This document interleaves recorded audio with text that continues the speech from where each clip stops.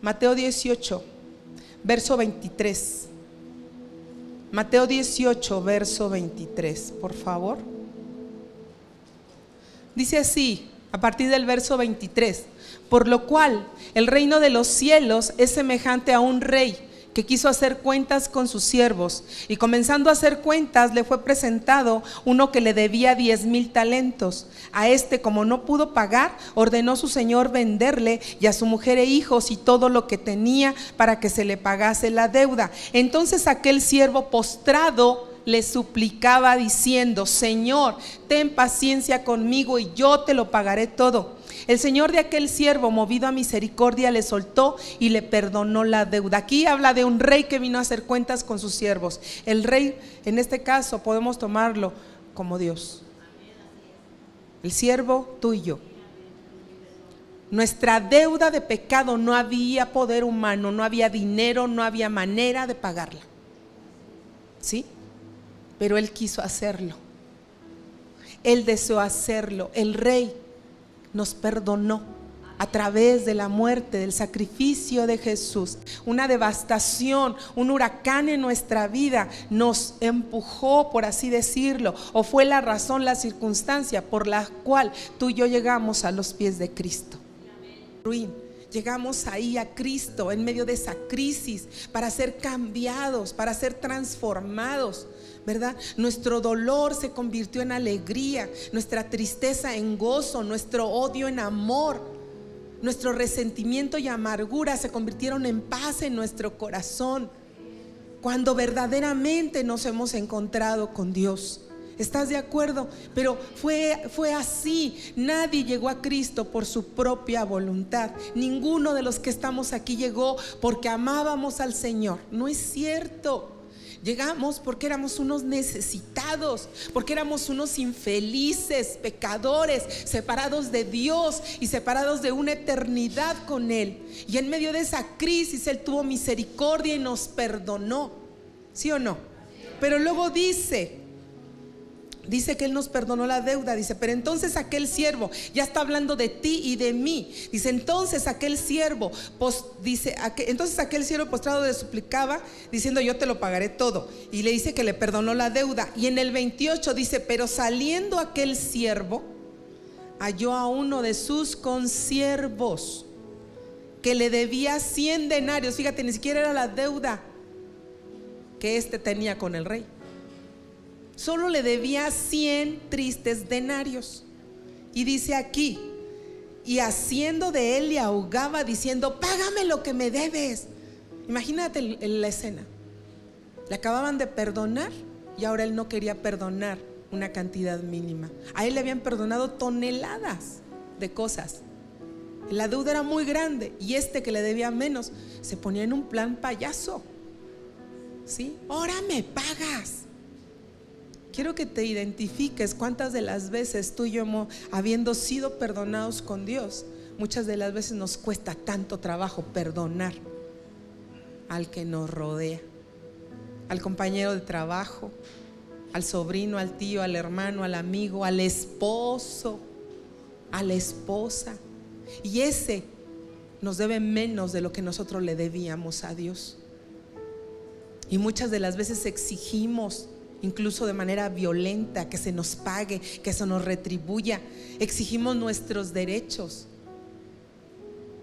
cuando el rey dejó de lado nuestra deuda. ¿Sí estás de acuerdo? Y dice: págame lo que me debes. El 29 dice: entonces su consiervo, postrándose, fíjate, también el consiervo se postró.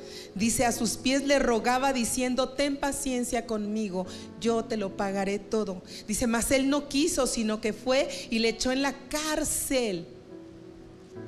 En la cárcel.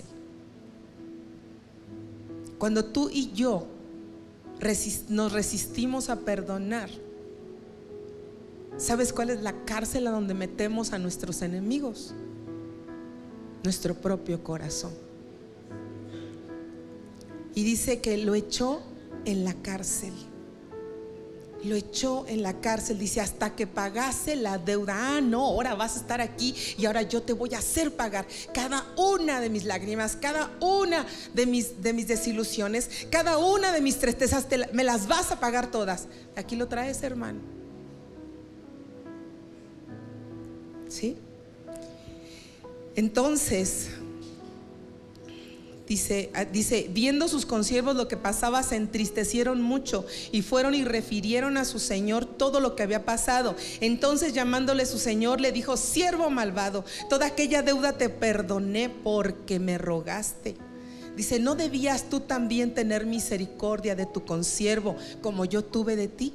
Entonces su señor, enojado, le entregó a los verdugos hasta que pagase todo lo que debía. Así también mi Padre Celestial hará con vosotros si no perdonáis de todo corazón cada uno a su hermano sus ofensas.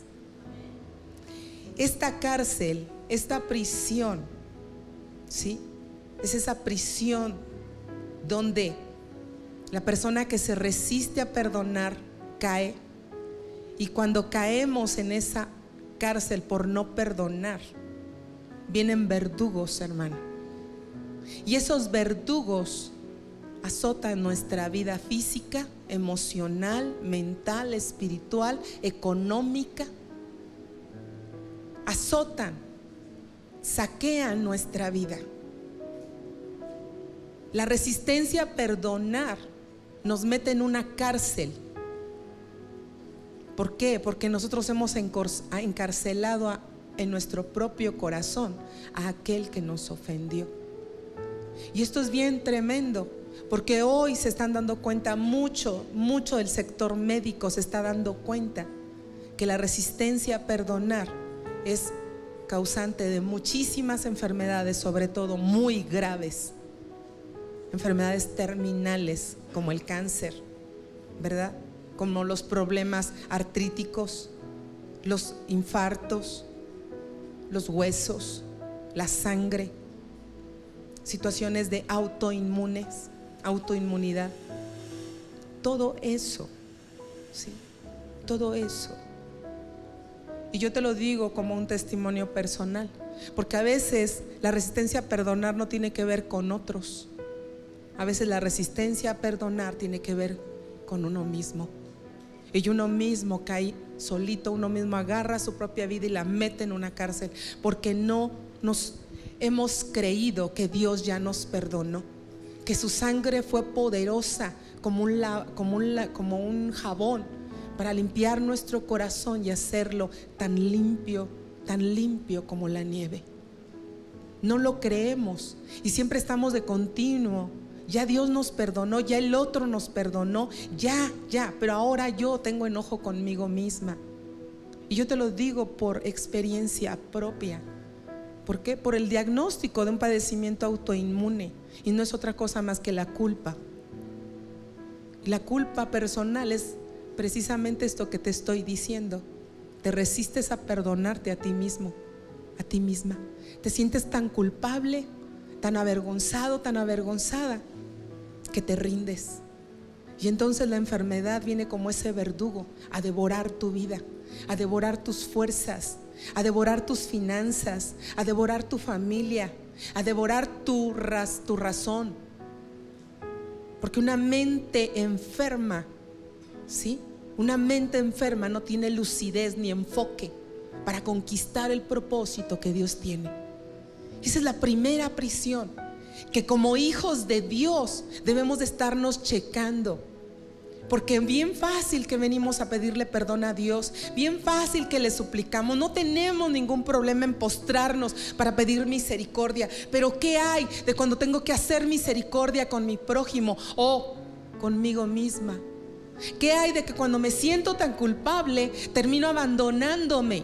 Termino rechazándome a mí misma, termino botando todo a la basura, entendiendo que no voy a cuidar mi cuerpo, voy a comer todo lo que me hace daño, voy a abusar del trabajo y no voy a descansar, le voy a dar más prioridad a las cosas externas que al crecimiento interior, espiritual. Eso es abandono.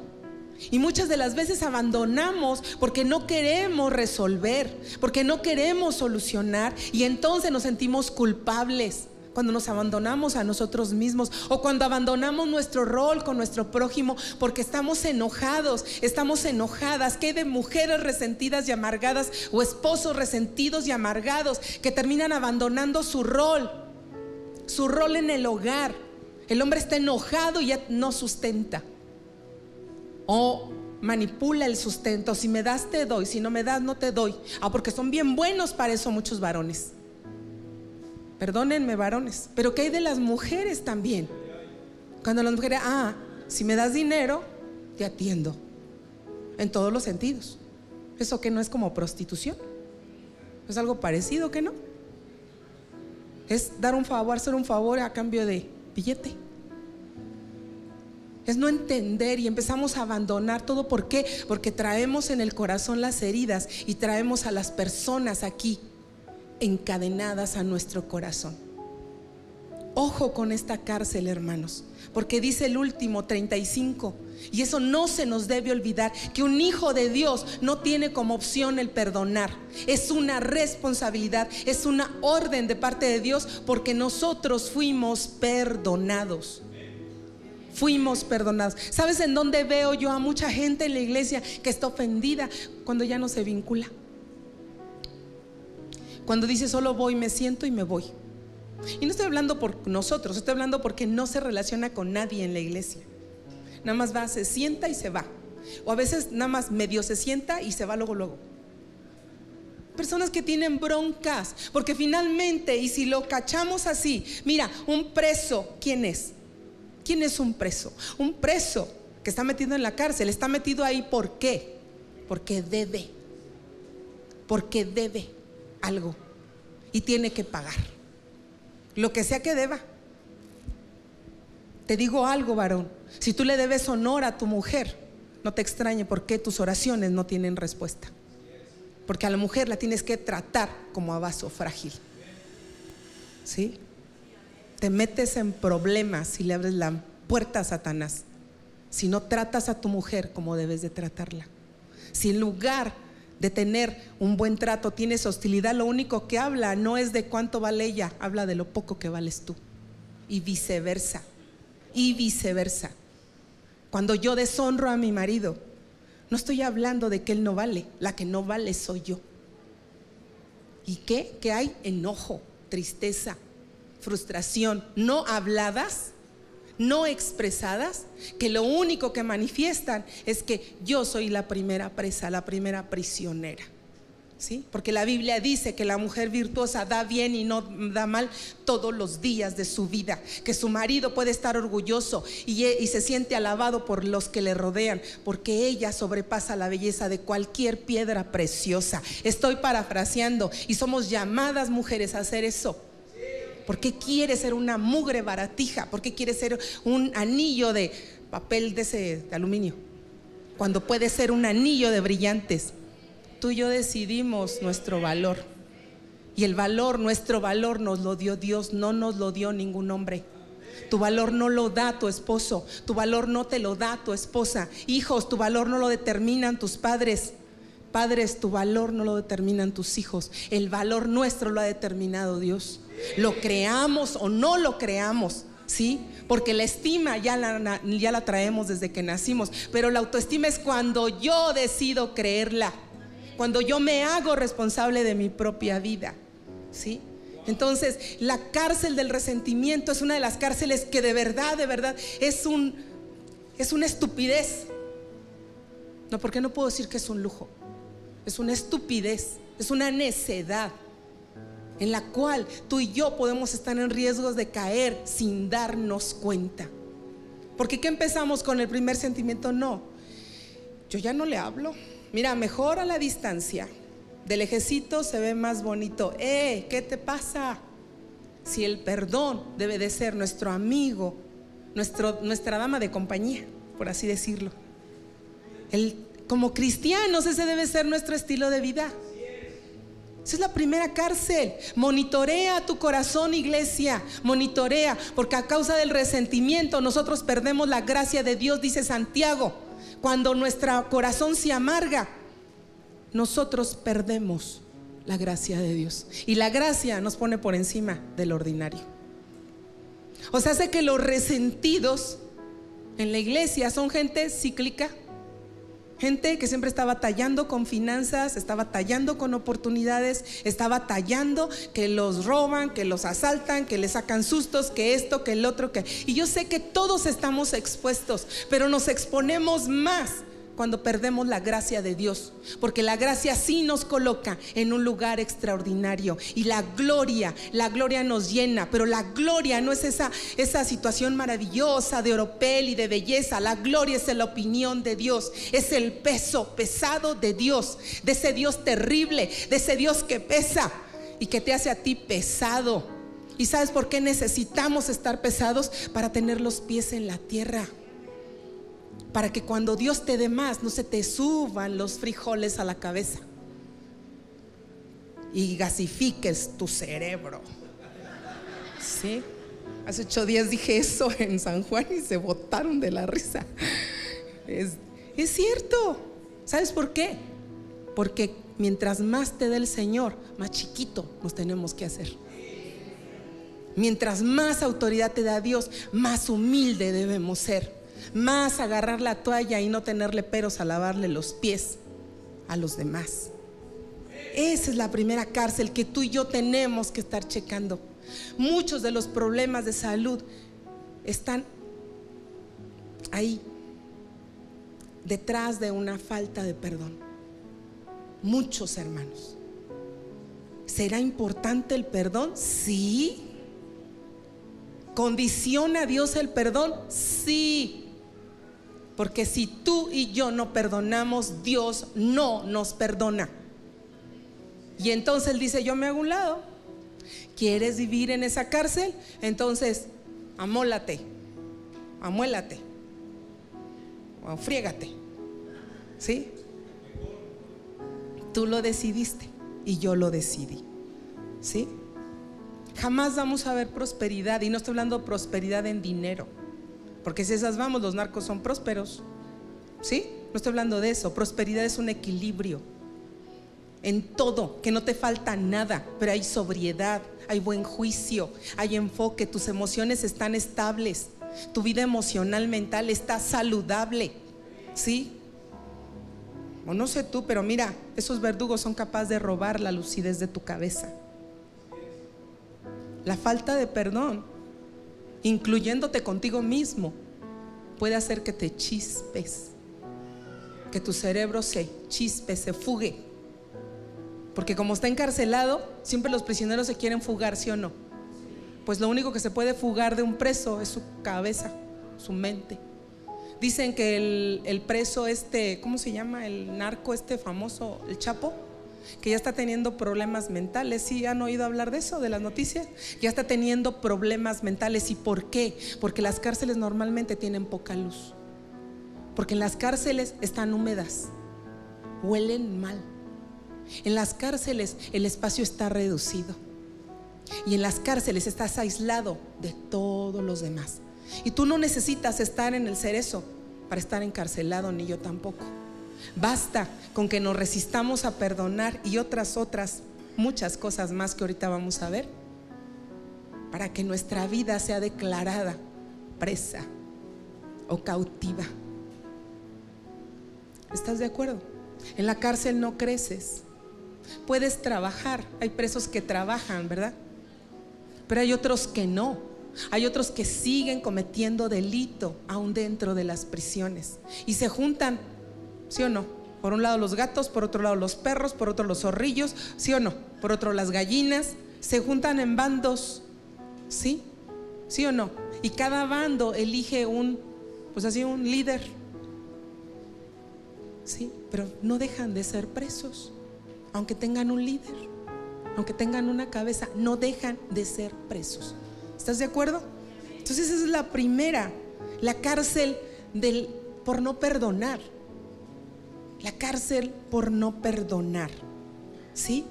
Quiero que vayas, por favor, ¿sí?, al libro de los Salmos, Salmo número 107, verso 10 y 11. Salmo número 107, verso 10 y 11.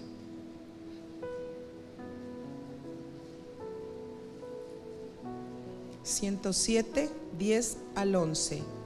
Le voy a dar lectura y dice así: algunos moraban en tinieblas y sombra de muerte, aprisionados en aflicción y en hierros, por cuanto fueron rebeldes a las palabras de Jehová y aborrecieron el consejo del Altísimo. La cárcel de la desobediencia, la cárcel de la rebeldía me aprisiona en aflicción y en hierros. ¿Qué significa esto? ¿Sí? El hierro es un metal, ¿verdad que sí? ¿Qué característica tiene el hierro? Es duro, ¿verdad? Resistente, ¿verdad que sí? ¿Sí o no? Pues hay gente que a causa de la rebeldía produce resistencia y produce dureza. El hierro es duro, ¿verdad que sí? Y resistente. Pues las personas desobedientes a la palabra de Dios.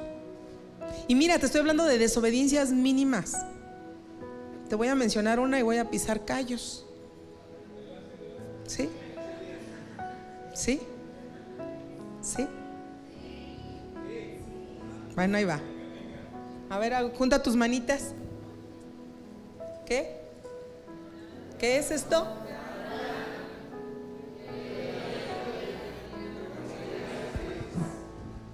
Con estas tres tienes. Las personas que acostumbran a no hacer esto, a no vivir así, no oran, no leen la Biblia, no se congregan, llegan tarde porque les da la gana. No te estoy aventando la pedrada, pero pues agárrala si te viene, ¿sí? No quieren crecer, detienen su crecimiento. Yo nada más aquí quiero 5 pesos de Dios, nada más. Solo 5 pesos de Dios. Tú cálculale cuánto es 5 pesos de Dios. Nada más hasta aquí, no quiero tanto porque me van a comprometer. Y yo no quiero tanto compromiso. O sea, quieren nada más poner los huevos, pero no quieren poner el puerco. Sí, en pocas palabras. Quieren estar involucrados, pero no quieren estar comprometidos. En pocas palabras. Eso es desobediencia. Porque todos los que estamos aquí, todos, hasta mi Mateo que está allá atrás, desde el más grande hasta el más chiquito, todos tenemos un llamado de parte de Dios. Todos tenemos una chamba asignada, porque todos tenemos dones que Dios nos dio. Tus dones no son los míos y mis dones no son los tuyos, pero tus dones son para mi provecho y mis dones son para el tuyo. Así que aprovechate lo que estoy hablando y gíbate de una vez. No me importa, entrípate si quieres. Pero ¿a qué voy? O sea, Dios nos dio dones, Dios nos dio capacidades a todos, no nada más a los que estamos sirviendo acá. A todos Dios nos llamó, a todos. Y tú estás aquí sentado solamente, y solamente te conformas con nada más venir los domingos porque no oras y no lees la Biblia. Hermano, eso te puede llevar a desobediencia y a rebelarte. Porque sin relación con Dios puede abrirse la puerta a la rebelión con Dios. Y es lo mismo en los esposos y es lo mismo con los hijos. Si no cultivas una relación con tus hijos, no te extrañe porque entrando a la adolescencia te mandan por un tubo. Porque en la adolescencia tú ya no eres el héroe, tú ya no eres la heroína. Y tuviste solo 12 años para cuidar en buen estado, mantener en buen estado el corazón de tu hijo. Y si no hiciste lo correcto en esos 12, 13 años, te tengo una mala noticia.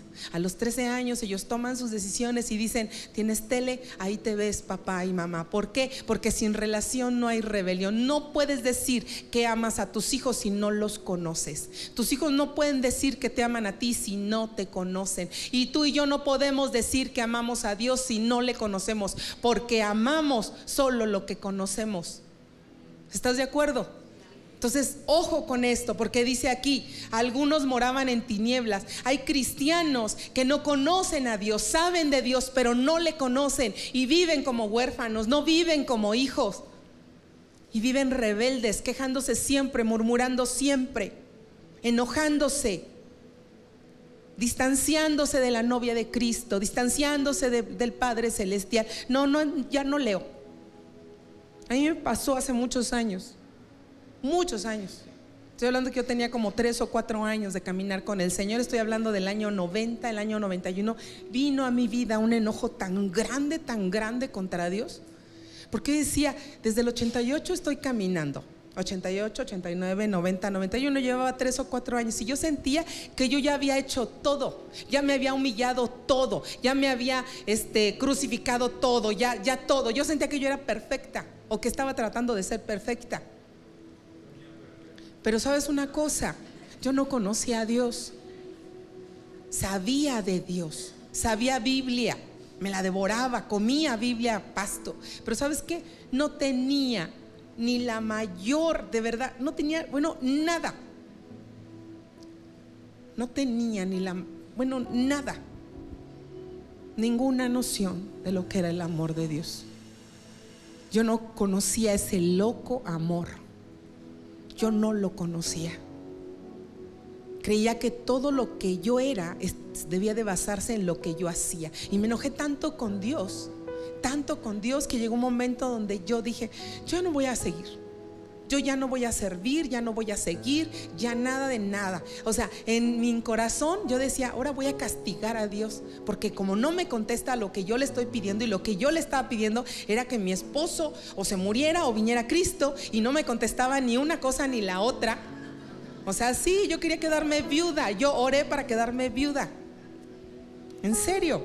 Entonces, Dios no cumple antojos. Dios no se dedica a eso.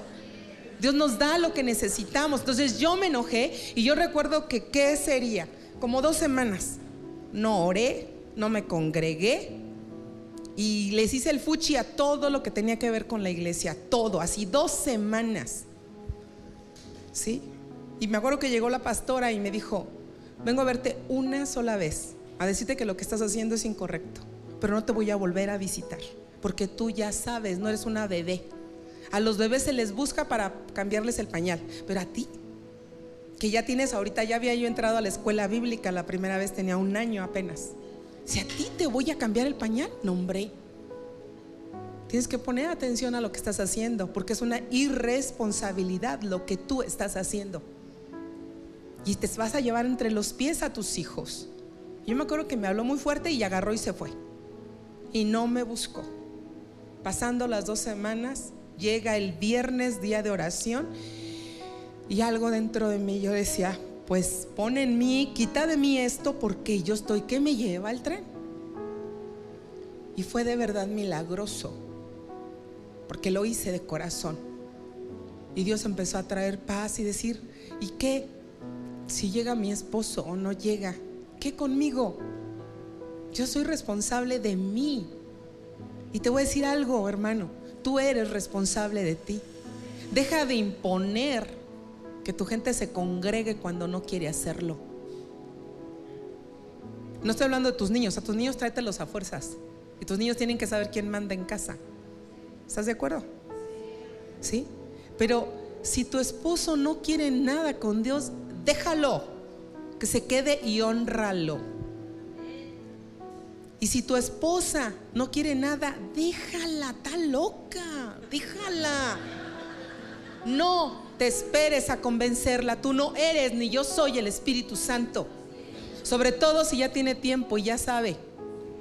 Si fuera un bebé, órale. Y por eso es que a muchos de ustedes que no son bebés, yo no les pregunto por qué no vienen. Si no quieren venir, ustedes se lo pierden. Pero cada quien es responsable. Una persona que está encaprichada, una persona que decide botar todo, es una persona que definitivamente no le ha amanecido, que sabe pero no conoce a Dios. Porque si le conociéramos, entenderíamos y aceptaríamos que lo menos que podemos hacer es darle nuestra vida a ese Cristo hermoso, a ese tesoro precioso. Él es nuestro tesoro, es el amor de los amores. No hay ningún amor igual que el amor de Él. No hay nadie que pueda compararse con Él. Y si tú eres un bebé, por eso es que te buscamos. ¿Por qué no has venido? ¿Por qué no vienes? Pero si tú no eres un bebé, repórtate. Estoy enfermo, enferma, oren por mí. Pero no avisas. Y luego te quejas. No me visitan. No podemos visitar a toda la gente todos los días. ¿Estás de acuerdo? Somos responsables cada quien de nuestra propia vida. Cada quien decide lo que permite o lo que no permite en su vida.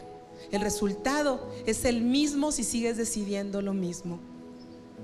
Pero cuidémonos de no caer en esa cárcel de desobediencia, de resistencia a obedecer, o lo que es lo mismo, la rebeldía. Cuidemos que nuestra relación con Dios no nos meta en eso, hermanos. Cuidemos que no hagamos las cosas de manera deliberada. Ah, no, pues ahora ya no me congrego. Ah, sí, pues ahora ya no voy. Ah, sí, pues ahora ya no sirvo. Pues no sirvas. Yo le decía a mi esposo, yo extraño estar allá, estar en mi casita con mis niños, extraño. Pero pues, no me necesitan. Esto funciona conmigo o sin mí. Que me extrañan, pues sí, yo también, ¿sí? Segunda de Timoteo 3 del 6 al 7. Otro tipo de prisión. Segunda de Timoteo. Porque de estos son los que se meten en las casas y llevan cautivas a las mujercillas cargadas de pecados, arrastradas por diversas concupiscencias. Estas siempre están aprendiendo y nunca pueden llegar al conocimiento de la verdad. ¿Sí? Aquí está hablando, hermanos, del carácter de las personas en los postreros tiempos. ¿Sí? Si te fijas, desde el versículo número 1 dice: también debes de saber esto, que en los postreros días vendrán tiempos peligrosos. ¿Alguien puede identificar que estamos viviendo tiempos peligrosos? ¿Sí? Dice, porque habrá hombres amadores de sí mismos. ¿Sí? La Biblia dice que nos amemos, pero no nada más somos los únicos a los cuales debemos amar. Nos debemos amar después de Dios. Dios es el 1, yo soy el 2 y mi prójimo es el 3. ¿Estás de acuerdo? Pero este que se ama a sí mismo quiere ser el 1, el 1, el 1 y el 1 siempre. Entonces dice: ávaros, vanagloriosos, soberbios, blasfemos, desobedientes o deshonrosos a los padres. ¿A quién le está hablando? ¿A los que no conocen de Dios? No, está hablando a la iglesia. Y dice: ingratos, impíos. ¿Qué es la impiedad? Es lo contrario a la piedad. Y aquel que practica la impiedad no es porque no sepa de la piedad, la conoce, pero aún así decide hacer lo contrario. Dice: sin afecto natural, implacables, calumniadores, intemperantes, crueles, aborrecedores de lo bueno, traidores, impetuosos, infatuados, amadores de los deleites más que de Dios, que tendrán apariencia de piedad, pero negarán la eficacia de ella. A esto se evita. Dice: porque de estos son los que se meten en las casas. ¿A quién escuchamos, hermanos? Cuando tú escuches a alguien que se está queje, murmure, tienes que ir arriba. Tienes que cerrar la puerta y ir arriba, porque si no, eso es murmuración. ¿Sí? Cuando yo voy arriba, hay protección sobre mi vida. Cuando yo me quedo enfrente, eso es murmuración y lepra. Y cuando yo voy abajo con los corderitos, eso me convierte a mí en piedra de tropiezo. Tengamos mucho cuidado. ¿Sí? Y aquí habla precisamente de la cárcel o de la prisión de la concupiscencia. Todo esto que te acabo de leer es eso, ¿sí? Gente que se ama a sí misma, que solo busca sus chicles, primero sus chicles, luego sus chicles y por último sus chicles, ¿sí? Gente que se visten de piedad, pero su vida deja mucho que decir. Gente que vive de fachada. Tengamos cuidado, porque todo eso es como la levadura que infla la masa. Tengamos mucho cuidado. ¿Qué hacer? Toda esta gente que hace este tipo de cosas tiene heridas no tratadas, tiene heridas infectadas. Probablemente su corazón espiritual ya está necrótico. ¿Sí entendemos qué es eso de necrótico?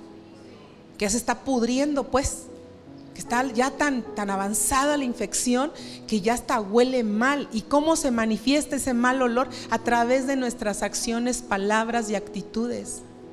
Tengamos mucho cuidado a quién le abrimos nuestra casa, a quién le abrimos nuestros oídos. Tengamos mucho cuidado lo que escuchamos, porque eso nos puede enganchar a caer en un pozo, en una cárcel, en una prisión. ¿Estás de acuerdo? ¿Sí? Tengamos cuidado. Si tú tienes dudas de algo o alguien te dijo, no hombre, es que mira, si vieras cómo son, pregunta. Atrévete a preguntar. No, es que los veo tan ocupados a los pastores. Sí, estamos hasta el queque de ocupados, pero aunque estemos ocupados, aunque sea como sea, nos hacemos el espacio. También tú no quieras que ahorita ya atiéndame, ahorita, ya, órale, muévase. No, tampoco. Pastora, ¿me puede ir a hacer el quehacer a mi casa? No te voy a ir a hacer el quehacer. O que el pastor vaya y me acomode el drenaje. No te voy a ir a acomodar nada, a ver qué te pasa.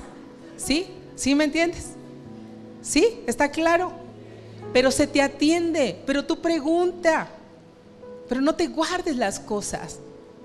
¿O sabe qué? A mí yo vi a esta hermanita que me hizo ojos, o me hizo bocas, o me hizo gestos, y la verdad me acerqué y me mandó por un tubo, yo no sé qué le pasa. Pues puede ser que tenga algo la hermanita, pero ¿por qué no vienes y nos dices? Y nosotros vamos a tratar, vamos a orar y vamos a tratar de ir a ver qué es lo que le está pasando.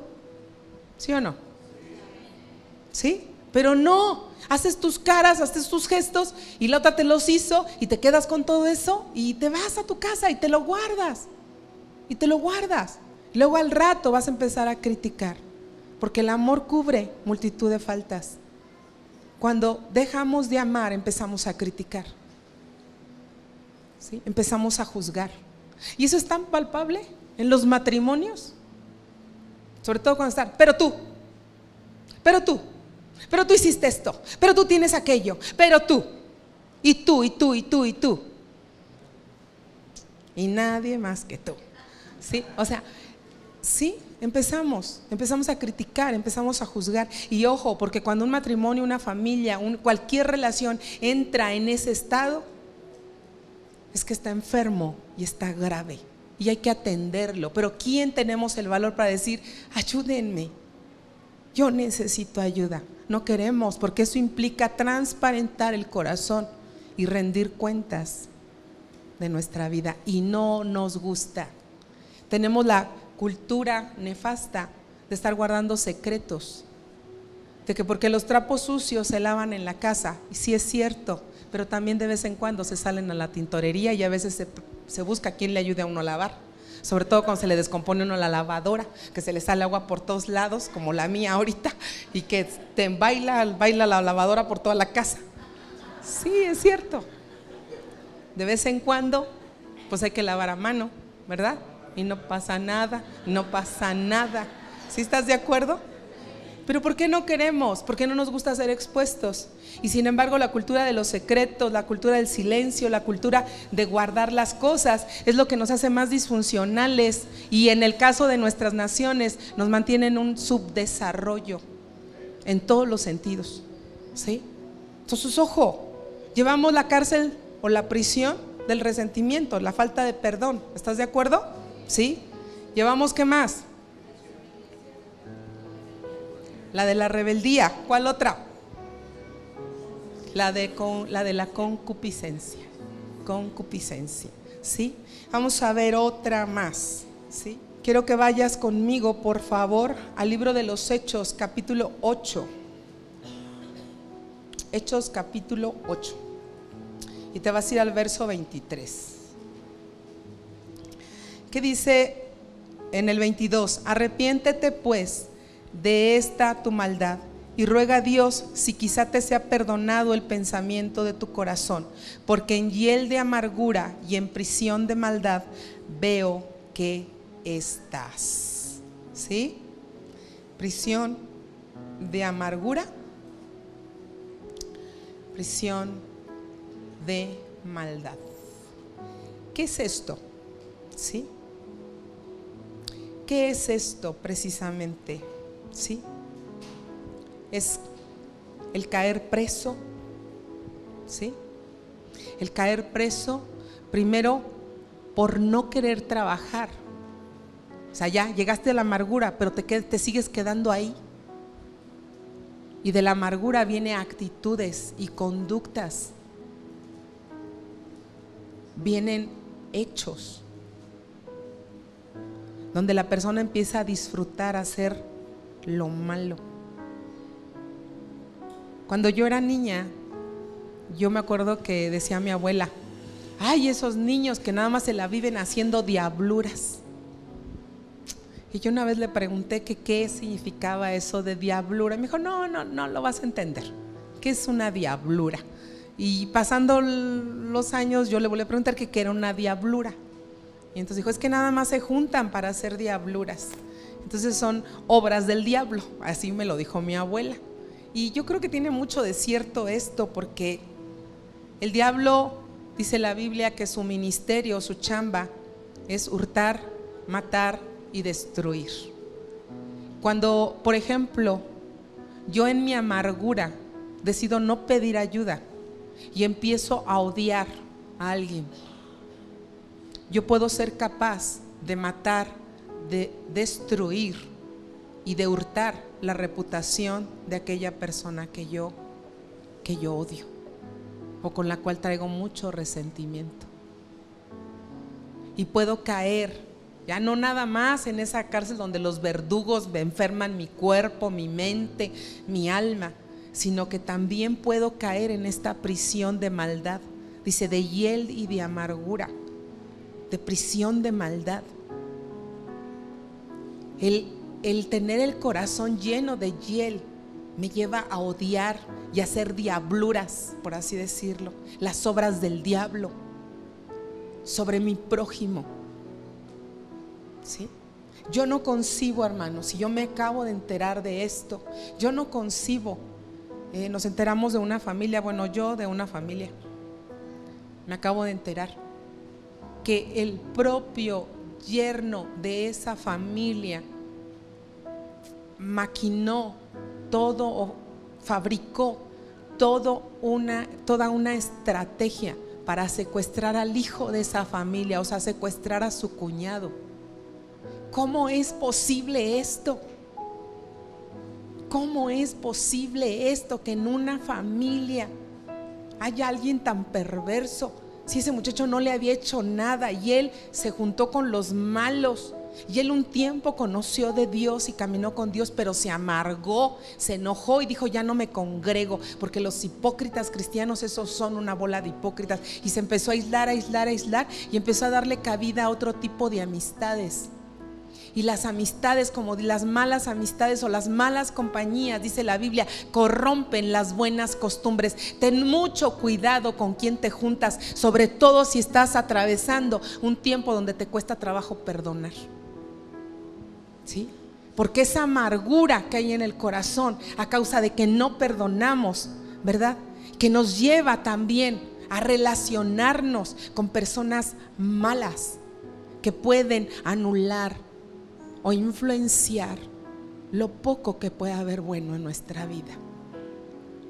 Yo no concibo eso, de verdad. ¿Cómo se dieron cuenta que el autor intelectual de ese secuestro fue el propio yerno de la familia contra un chavo que no le había hecho nada mal al cuñado? Simplemente que este hombre estaba amargado, enojado, se juntó con feos.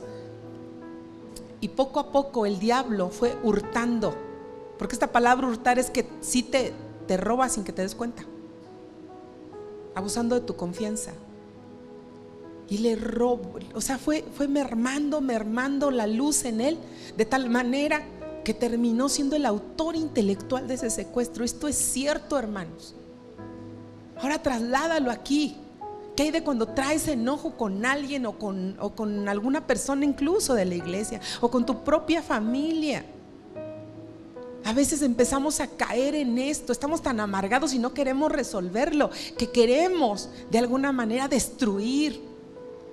Quien divide una iglesia, por ejemplo, esa es una obra demoníaca. Quien destruye la reputación de alguien, eso es obra demoníaca. Pero esas obras son la consecuencia de un corazón que no ha querido resolver sus conflictos, sus ofensas, y que no quiere perdonar y no quiere salir de ahí, y está metido en esa cárcel y se convierte en alguien malo, que hace cosas malas. Porque quien divide, quien roba, quien mata, quien hurta, quien deshonra, todo eso es influencia de Satanás. ¿Sí? Todo eso es influencia de Satanás. Y ahora voy con los esposos otra vez. ¿Sí? Cuando tú le robas a tu esposa, cuando tú le robas a tu esposa la confianza, ¿de dónde crees que viene eso? De Dios. No, aunque seas espiritualoide, no viene de Dios eso. No viene de Dios. Cuando tú, mujer, igual, cuando le robas el cariño a tu esposo, el respeto a tu esposo, cuando ya te importa un comino lo que piense, lo que diga, cuando no es alguien importante como para que tú le tomes en cuenta y haces lo que te da la gana. Chequemos nuestro corazón, porque todo eso viene del enemigo. El enemigo hurta, mata y destruye. ¿Estás de acuerdo? Vamos a ir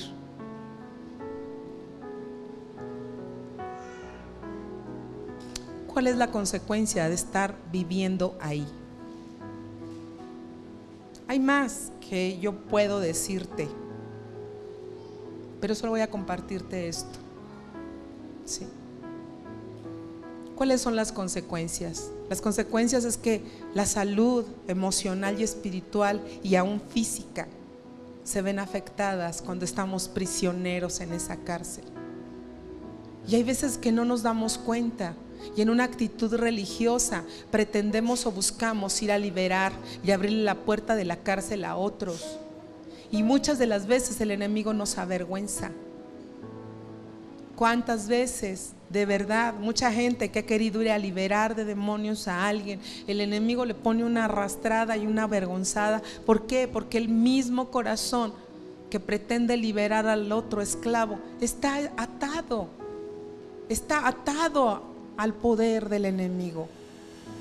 Cuando tú y yo no perdonamos, iglesia, cuando tú y yo nos resentimos al punto de amargarnos, y cuando no nada más nos amargamos, sino que empezamos a odiar y a hacer cosas malas, y cuando incluso nos afrentamos, así directamente afrentamos a Dios y a su palabra, nosotros estamos evidenciando que estamos presos y que necesitamos ayuda, y que solo Jesús es el único que puede verdaderamente hacernos libre, porque Él es la verdad. Y dice la Biblia en el Evangelio de San Juan, si conoces la verdad, dice, tú vas a ser libre. Y conocerás la verdad, y la verdad os hará libres. Y la verdad es Cristo. Cristo Jesús dice, yo soy el camino, la verdad y la vida, y nadie va al Padre si no es a través de mí. Solo Jesús salva, solo Jesús libera, solo Jesús liberta, solo Jesús sana, solo Jesús es la solución para todas las necesidades de la humanidad, cualquiera que sea. Solamente Jesús, solamente su sangre, solamente un encuentro con Él es que verdaderamente cambia nuestra vida. ¿Estás de acuerdo? Entonces la situación con la cárcel es que reduce nuestro espacio. Y al reducir nuestro espacio ya no crecemos. Se acorta nuestra vida, ¿sí? Se inutiliza nuestra vida, se paraliza nuestra vida. Un prisionero, por ejemplo, a la droga, al alcohol, no tiene crecimiento. No hay crecimiento porque su espacio aquí está reducido, está cercado por cadenas, por barrotes o por cerco, y reduce el espacio. Su mente no puede abrirse a ver que Dios tiene cosas grandes, maravillosas, que todo lo que Dios piensa para nosotros siempre, siempre, siempre es bueno, es agradable y es perfecto. Pero cuando tú y yo estamos atados ahí y no perdonamos, hay gente que se amarga por una pérdida y se pierde con la pérdida, también se pierde con ella. Esa persona necesita del Espíritu Santo de Dios, necesita la manifestación de Cristo en su vida, necesita que la palabra se active en su vida, le abra la luz, les resplandezca esa luz maravillosa para que puedan ver que la cárcel fue abierta desde el momento en que Cristo subió a esa cruz y fue clavado. Las cárceles fueron abiertas para ti y para mí. No tenemos más que habitar ahí en ese lugar con sombras, en ese lugar a media luz, no, o en oscuridad, en ese lugar sucio y maloliente, en ese lugar donde solamente se está para pagar porque se debe. Él ya pagó en una cruz. Cristo Jesús pagó todo lo que debíamos. Y te lo dije la vez pasada, por eso dijo consumado es. Y espiritualmente hablando tenemos ese letrero nosotros. Dice, esta delincuente infeliz ya pagó todo. Fue pagada su deuda en una cruz. De eso tenemos que asegurarnos. Pero tenemos que tener cuidado con el corazón, porque adentro de la cárcel también el conocimiento se reduce. No hay crecimiento en cuanto al conocimiento, ¿sí? ¿Qué dice Isaías 5:13? Ya casi estoy por terminar. Puedes decirle gracias a Dios. Ay, si quieren irse, híjole, me los caché. Isaías 5:13.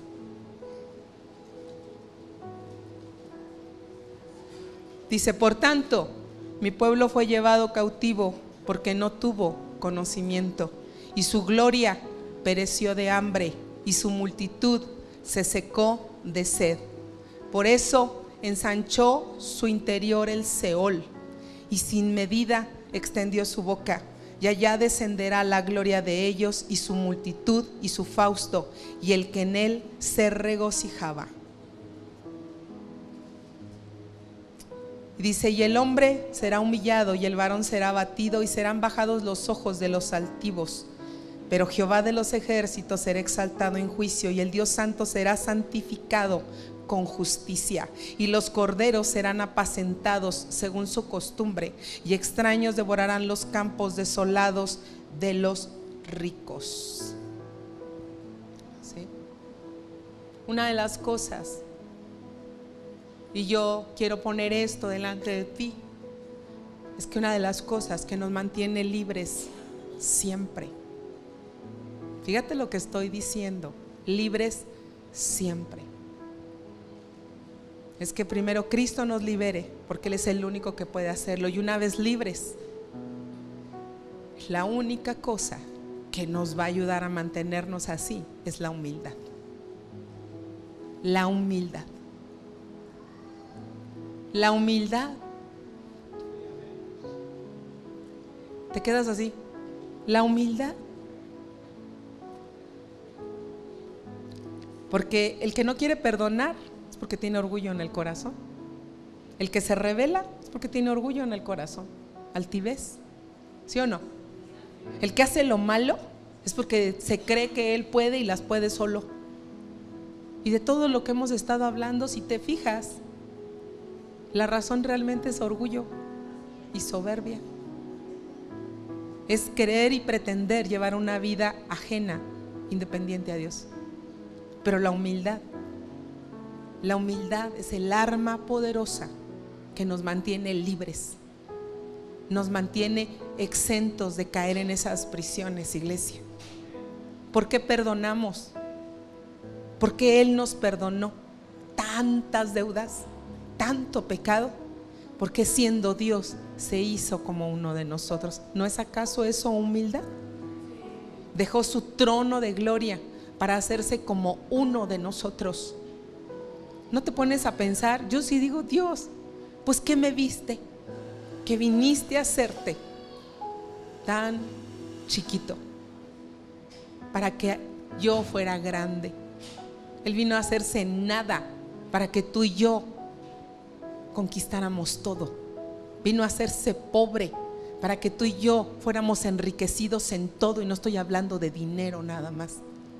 Él cargó con todas nuestras dolencias, con todas nuestras enfermedades, para que tú y yo fuéramos sanos. Él se hizo nada, se anonadó, dice la Biblia, y tomó forma de siervo, ¿sí? Teniendo el trono, la gloria, el poder, la autoridad, Él se hizo nada para dárnoslo todo a ti y a mí. Entonces, la humildad, estoy terminando, la humildad es lo único que nos puede mantener en libertad, ¿sí? Una persona encarcelada no puede alabar ni adorar a Dios, ¿sí? Porque pierde su comunión. Pero una persona humilde nunca perderá su comunión con el Padre. Amén. Estoy terminando. Pueden pasar los de la alabanza. Vuelve de nuevo a Isaías 61.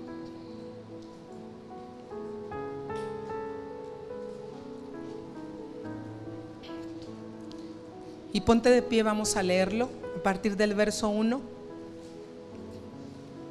Si pueden pasar los de la alabanza.